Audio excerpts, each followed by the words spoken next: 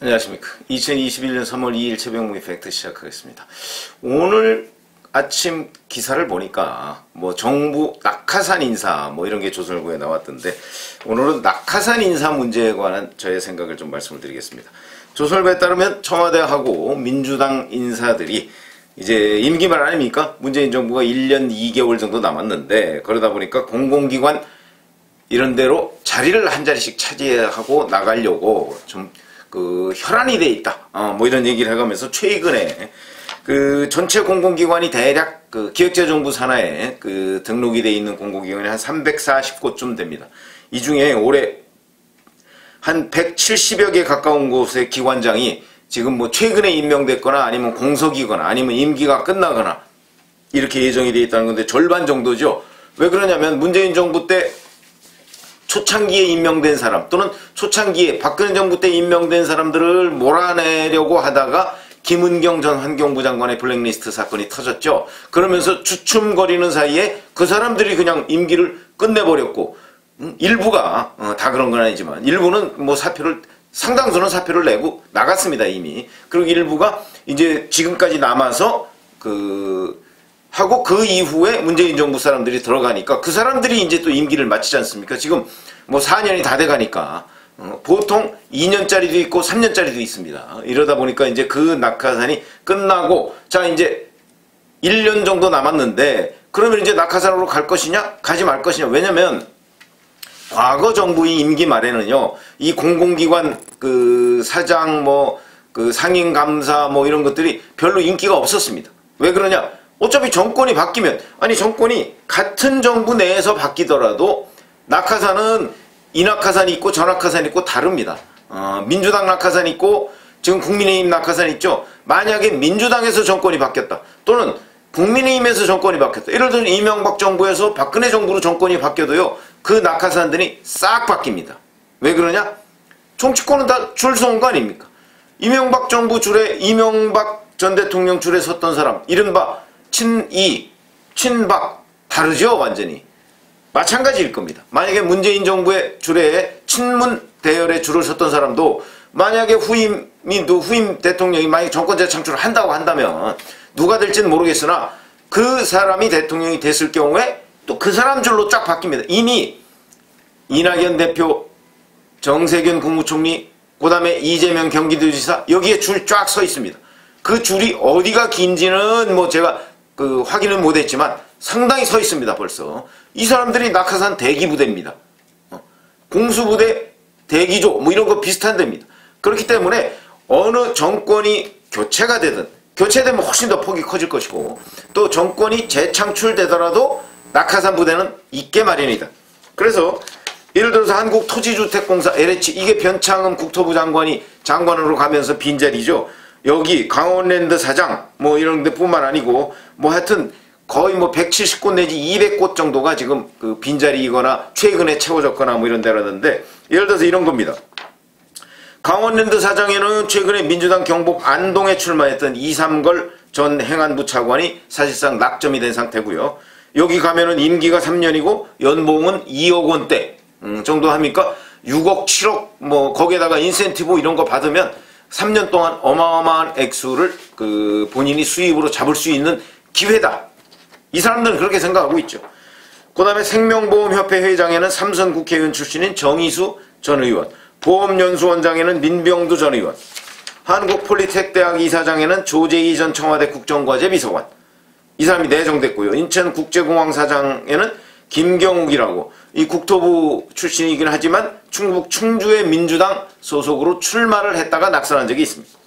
그 다음에 최근 새마을운동 중앙본부 회장에는 여몽철 전 대전시장, 여기도 문재인 캠프에 있었고, 그 다음에 제주에서 3선을 했던 김우남 전 민주당 국회의원은 한국마사회장, 이게 또 알짜 자리라는 것이죠. 현금이 들어오는 곳이라고 합니다.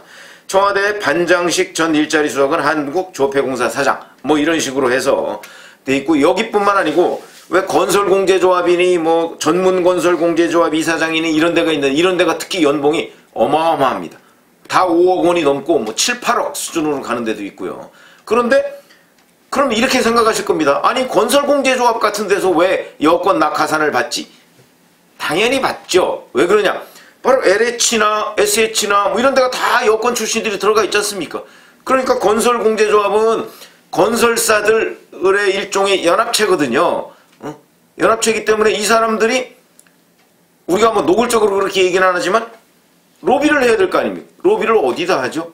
여당에다 하죠. 여당에다. 여당에서 당장 보세요. 가덕도 신공항 문제 같은 거 뭐 실제 될지 안 될지는 모르겠지만 여하튼 한다고 지금 특별법까지 만들어서 뭐 28조 원, 그 부산시에서는 7조 5천억 원이라고 주장하지만 지금 뭐 국토교통부에서는 28조 원이라고 했고요. 경실련에서는 아마 40조 원이 들 것이다 이렇게 얘기하고 있습니다. 거기에 40조 원을 퍼부으면 그거 다 대부분 건설입니다. 그렇죠? 그럼 거기에서 건설 수주를 하려면 결국 건설공제조합이나 전문건설공제조합이나 뭐 이런 데가 여권을 상대로 로비를 할 수밖에 없고 어차피 돈을 푸는 쪽은 여권 아닙니까? 그건 누가 여당이 돼도 마찬가지입니다. 그러니까 여기에 여당 네트워크가 있는 사람들을 이사장으로 만들면 이거 뭐 사실상 이게 공생관계입니다. 공생.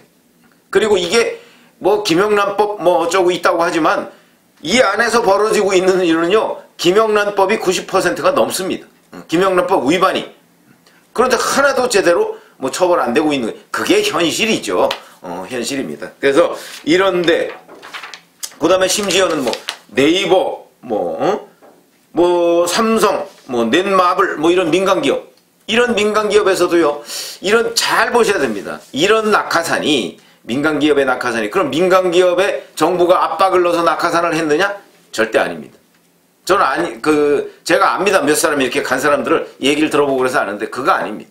민간기업에서 스스로 알아서 여권 출신들을 낙하산으로 봤습니다. 왜 그러냐? 제가 조금 전에 말씀드렸죠. 전문건설공제조합, 건설공제조합 이런 데가 왜 그러는지. 바로 마찬가지입니다. 뭐 네이버니 삼성이든지 넷마블이든지 뭐 이런 그 정부의 여러 가지 규제 뭐 이런 것에 그 제약을 받고 있는 곳이거든요. 아니 우리나라 관권이 얼마나 뭐 관치라고 하는 것이 얼마나 막강합니까? 그러다 보니까 이런 데에서도 여당을 상대로 또는 국회를 상대로 한 로비의 필요성이 있습니다. 야당은요, 흔히 우리 대선 자금 때 그런 얘기 많이 나왔었죠. 2002년 이해창 노무현 대선 자금 때 노무현 당시 후보가 나중에 대통령이 되고 나서 이랬지 않습니까? 제가 이해창 후보의 10분의 1을 받았으면 나도 처벌을 받겠다 얘기를 했었죠. 근데 실제 안대희 중수부장이 그때 조사를 했죠. 조사를 10분의 1 훨씬 넘었죠. 그런데 어찌됐든 간에 그 정도 수준밖에 안 됩니다. 그래서 정치부 기자들은 이거를 보험금이라고 합니다.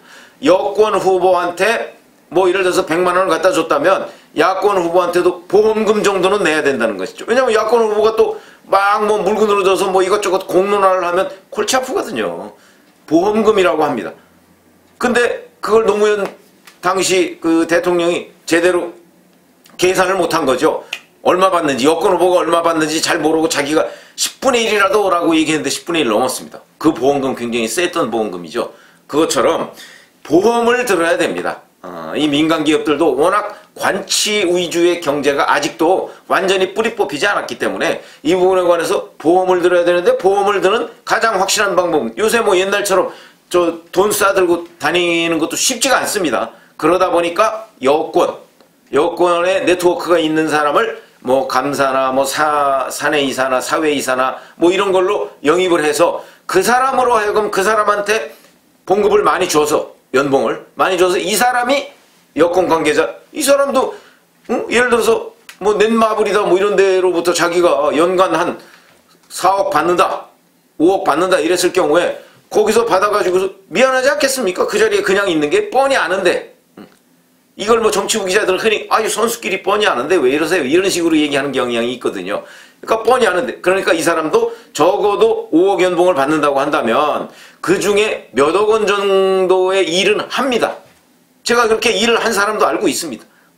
제 후배고 친구고 뭐 이런 사람들 중에 그렇게 가서 뭐 한두 건 세게 뭐 민원 같은 걸 해줍니다. 그러면 이 사람 연봉은 충분히 나옵니다. 아니 이 기업에서 공연히 이 사람들한테 5억 원씩 주겠습니까? 5억 원 이상을 뽑을 수 있습니다. 물론 예외도 있죠. 그럴 기대를 하고 해줬더니 이 사람 와가지고 그냥 그 연봉 가지고 놀러만 다닌다 이러는 사람도 있지만, 대개의 경우에는 이 약간은 뭐 왜 뒷골이 땡긴다 뭐 이런 얘기 많이 하죠. 그것처럼 이 사람들이 그 안에서 역할을 합니다. 그럴 경우에 이제 이 민간 기업들도 도움이 되는 거죠. 그래서 민간 기업들이 자발적으로 야권 인사보다는 여권 인사를 영입하는 경우가 있다. 그러니까 이거를 잘 모르는 뭐 기자들이나 잘 모르는 정치부 기자들 아니었던 사람들 중에 뭐 이런 사람들은 이게 정부에서 압력 넣었다. 그건 압력이 아닙니다. 민간 기업들이 거의 자발적으로 제가 하는 것, 이제 이 사람들을 영입하는 것이죠. 자, 그러다 보니까 그럼 왜 이런 일이 벌어졌느냐? 과거 같으면 안 그랬는데, 과거에는 임기 말에 서로 이런데 안 들어. 왜냐면 이번에 들어가면 겨우 한 1년 한 6개월짜리 정도밖에 안 되게 되는 거 아닙니까? 그러니까 서로 안 들어갔는데 바로 여기에 또 하나의 역설이 있는 겁니다. 무슨 얘기냐? 김은경 전 환경부 장관 블랙리스트 사건. 이 사건, 뭐 저는 환경부에만 그 일이 있었다고 생각 안 한다 이런 말씀을 제가 드린 적이 있는데, 다른 데에도 다 있었을 겁니다. 지금 제대로 수사가 안 됐을 뿐이지. 실형을 받았습니다. 그리고 법정 구속이 됐습니다. 이러다 보니까 아하, 이제 정권이 바뀌어도 또는 차기 대통령이 들어서더라도 이 막 공기업 이 낙하산들 함부로 내쫓지 못하겠네. 이 자체가 보증수표가 됐습니다. 김은경 전 환경부 장관의 불행이 이 낙하산들한테는 행운이 된 겁니다. 이 얼마나 역설적인 상황입니까? 이렇게 돼서 지금 한 1년을 남겨놓고 정부가 이렇게 낙하산 인사에 그 혈안이 되어 있는 것도 곧 알박기 인사 이런 것이죠. 이제 임기 1년 영어밖에 안 남았지만 1년 정도밖에 안 남았지만 이제 여기서 그 딱 지금 임명해 놓으면 너희들이 차기에 뭐 민주당 정권이 들어서든 국민의힘 정권이 들어서든 간에 너희들이 이거 조직적으로는 내쫓지 못할 거야. 그 중에 몇 명은 이제 뭐 노조나 뭐 이런 데 압박을 받고 또는 뭐 여러 가지 비리가 드러나서 뭐 나가야 될 수밖에 없겠지만, 대대적으로 김은경 전 환경부 장관처럼, 뭐 이게 사실 김은경 전 환경부 장관 얘기겠습니까? 청와대에서 다 내려보낸 것이죠. 청와대에서 조직적으로 자기 세력을 심기 위해서 낙하산을 하지는 못할 거야 라는 이 사람들의 예측이 있는 겁니다. 그래서 김은경 전 환경부 장관 혼자 지금 법정 구속이 돼 있는 상태고, 지금 다른 사람들은 오히려 박수치고 신난 겁니다. 이제 그 조직적인 블랙리스트로 몰아내기, 전 정권 사람들 몰아내기, 이건 없을 것이다.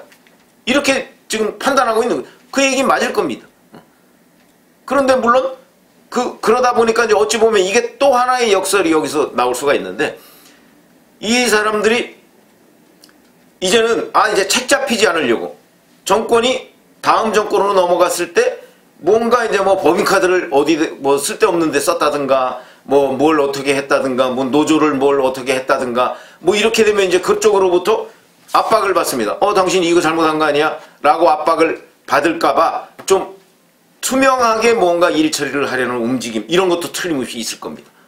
이런 것들은 뭐 긍정적인 측면이죠. 그러나 저는 기본적으로 낙하산 방지법을 만들자 이런 입장입니다. 그러니까 무슨 얘기냐면 낙하산을 아예 인정하자 이거죠. 서로 눈 가리고 와웅하지 말고 낙하산을 인정하고 정권이 바뀌면 그 사람들은 정권과 함께 퇴진하는 걸로 하자, 이렇게 주장을 해왔는데 뭐 제가 주장한다고 그게 먹혀들겠습니까? 어찌됐든 간에 이런 낙하산을 차라리 제도화하는 게 근본적인 해결책이지, 이런 식으로 서로 눈치 보고 뭐 남의 불행은 나의 행복이다 이런 식이 돼서는 곤란하겠다 하는 말씀을 드립니다. 감사합니다.